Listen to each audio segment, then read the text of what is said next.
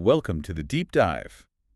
Today, we're really getting into the weeds of psychoanalytic technique, moving past the basics into those subtle, sometimes really confusing moments in the consulting room. Right. It's where the textbook kind of ends and the real art begins.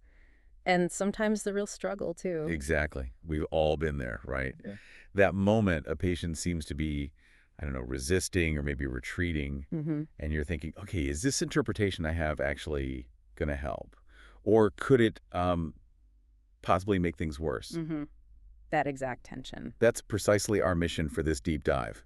We're tackling John Steiner's really important paper on technical problems in psychoanalytic treatment. It's a cornerstone text, I think. Absolutely. And the idea isn't just to, summarize it. We want to wrestle with it together, almost like we're in a supervision group, thinking it through out loud. Yeah, making those dense concepts feel more, human and graspable, something you can actually use. Exactly. Something that connects to what you might actually see and feel when you're sitting with a patient. So maybe it's useful to quickly just frame where Steiner fits in. We've talked before about Strachey, James Strachey, and his idea of the mutative interpretation. Right, that key moment where the analyst's interpretation happening right there in the transference helps the patient see the difference between their internal fantasy object and the analyst as a real person.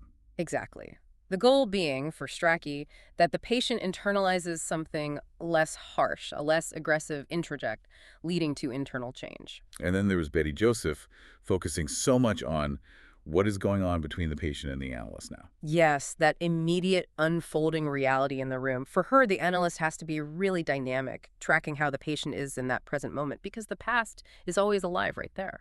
So Steiner really builds on both of those ideas, doesn't he? He takes us deeper into that complex dance between analyst and patient. He certainly does. He dives right into the difficulties. Okay, so let's dive in.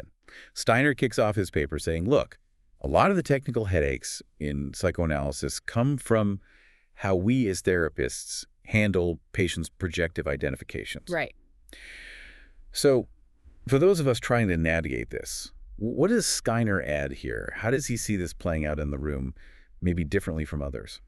Well, Steiner really emphasizes how patients can unconsciously act in ways that essentially pull the analyst into playing certain roles. Pull them in. Yeah, it makes it incredibly difficult for the analyst to stay objective, to keep that analytic stance. It feels like the patient is almost directing the relationship from behind the scenes. And the analyst can get caught up in it. Easily. That's the entanglement he talks about. You can find yourself tangled in the patient's internal world, maybe mistaking feelings the patient has projected into you for your own genuine reactions. Okay, that sounds like a really tricky spot to be in. How would you know?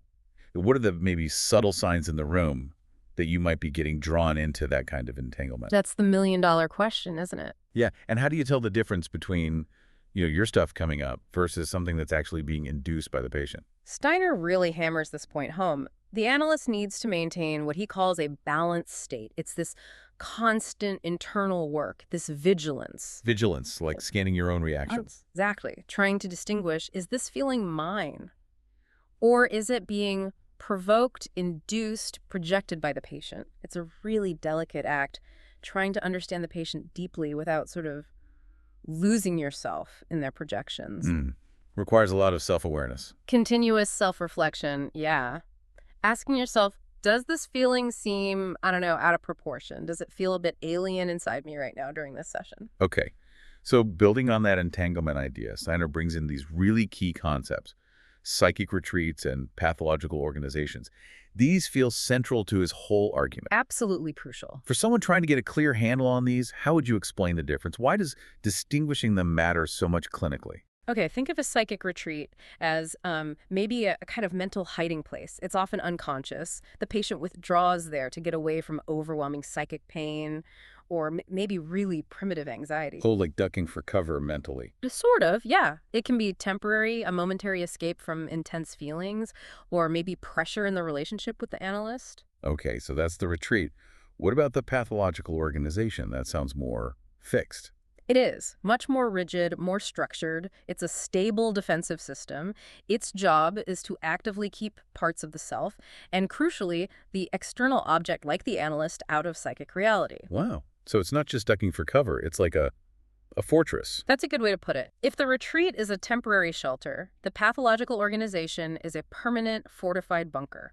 It's built specifically to resist awareness, to resist analysis itself. Okay, so that distinction feels huge. Yeah. Because how you approach a temporary shelter versus a fortress would be completely different. Totally different. These organizations are highly structured to prevent real emotional contact, to keep insight at bay.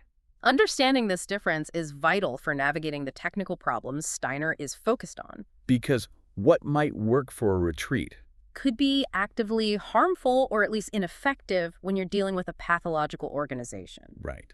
Which brings us smack into the middle of Steiner's technical problem. Mm-hmm. The difficulty of knowing when to interpret and maybe how to interpret, especially with these deeper defenses. Exactly. It's not always clear what you're dealing with. Can we make this more concrete?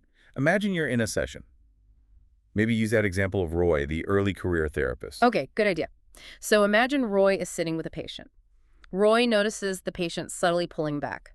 Maybe they change the subject abruptly, or their answers become really vague. Maybe they even seem to just zone out for a second. Okay, I can picture that. Now, Roy's training might immediately flag this as resistance or a defensive retreat. The impulse might be to interpret it, right, to point out the defense. Makes sense. That's often what we're taught. But Roy hesitates. There's this gut feeling, that intuition Steiner talks about. Roy senses that maybe this isn't just simple resistance. Maybe it's actually a sign of something more fragile underneath. Structural fragility. Wait, okay, pause there. Structural fragility. Yeah. How would Roy know that? What's the feeling or the observation in the room that makes Roy think, hold on, this might be more vulnerable than it looks? It feels like you need a really sensitive internal radar for this. It's subtle. It might be a quality in the patient's vagueness, a certain deadness perhaps, or maybe Roy feels a sense of profound emptiness or fear emanating from the patient, even if it's unspoken. And Steiner points out that if you interpret a retreat that's actually serving a vital, fragile defensive purpose, protecting against disintegration, maybe your interpretation could be damaging. Damaging how? It could overwhelm the patient, make their anxiety unbearable, or paradoxically, it could actually make them double down on the defense, make it even more rigid, because they feel attacked or misunderstood. So Roy's hesitation is key. It comes from sensing the patient might actually need that retreat right now. Yeah. That it's holding something incredibly vulnerable together. Exactly. It's a humbling moment for a therapist, right? Because our instinct is often to interpret, to make things conscious. But here, the clinical wisdom might be to hold back, to understand the function of the retreat first. I think we've all felt that hesitation, that uncertainty about whether an intervention will land right or just clang off some deeper armor. For sure. And this is where distinguishing between that flexible, temporary withdrawal, the shelter, and the rigid, pathological organization, the fortress, becomes so critical. Okay, how so? Some retreats, the more flexible ones, might actually respond well to interpretation. They help the patient maybe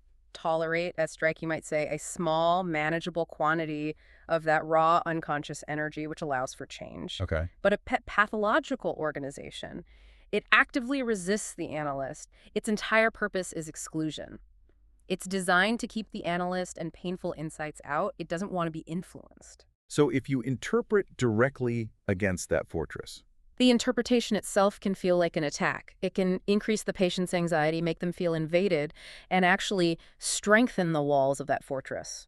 paradoxically strengthening the very defense you're trying to understand. Precisely. That's a core part of Steiner's insight into the technical problem. So it's not just about what you interpret, but the timing, the patient's capacity to actually hear it, and the function the defense is serving at that moment. Yes.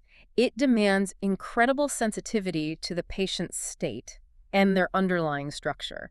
It's not about being afraid to interpret, but about being clinically precise and attuned. Okay, so if direct interpretation can backfire with these more rigid structures, what's the alternative? How does the analyst work with this? Steiner talks a lot about how the analyst can get, again, drawn into the patient's defensive system without realizing it.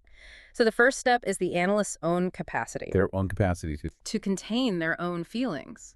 To stay dynamic, like Betty Joseph emphasized, not getting stuck or rigid themselves.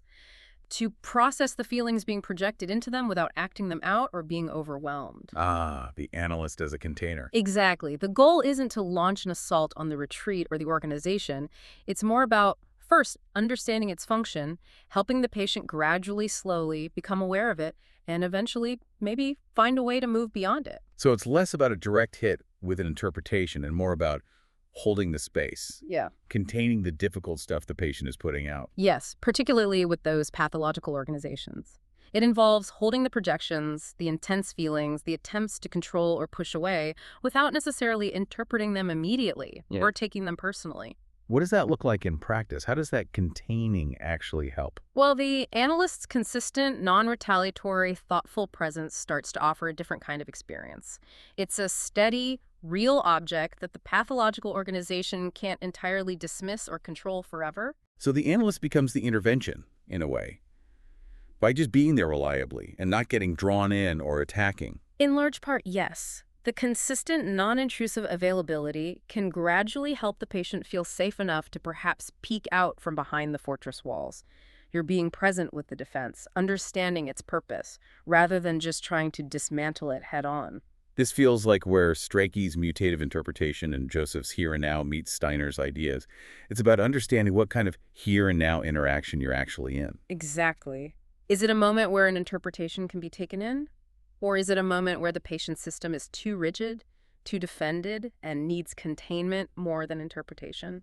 It really challenges us, doesn't it, to think beyond just what to say and focus so much more on the when and the how based on where the patient is structurally and what they need for safety in that moment? It absolutely does. It pushes us to develop that clinical sensitivity, that ability to really read the room at a deeper level, to feel the difference between a temporary withdrawal and that deep-seated fortress.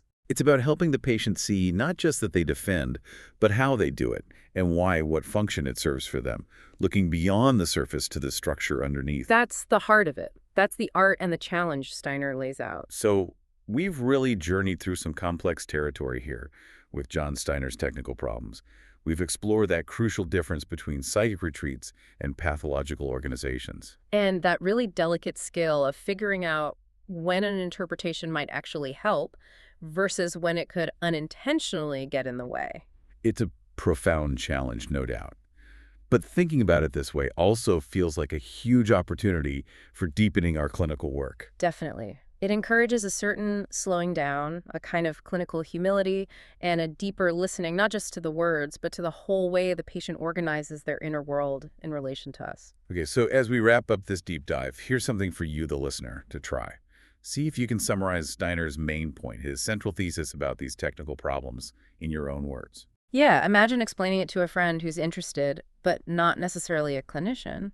And if you find that difficult, if it feels hard to capture, that's actually perfect. That's usually the edge where the real learning, the real integration starts to happen.